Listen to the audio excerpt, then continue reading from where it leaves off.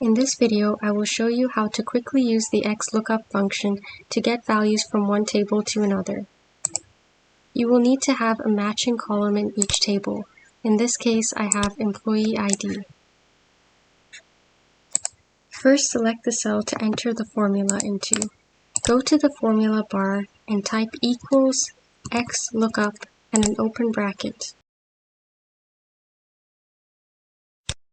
The first value is the lookup value that matches the one in the other table. For example, 101 is my lookup value. Then type a comma into your formula bar.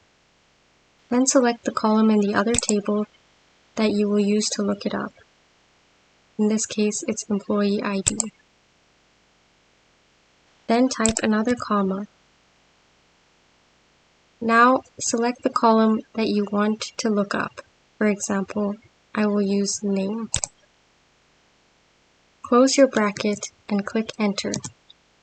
You should now see the values from this table populating in your other table. I will repeat this for the department, but you now use this name column that I just looked up the value for. I will type XLOOKUP into the formula bar. Then I will select the name column beside it. Type a comma, select the name column in my other table, type a comma, then select department in the other table. Close the bracket and click enter. You now see that the department values have been populated. And that's it. You now know how to use the XLOOKUP function in Excel.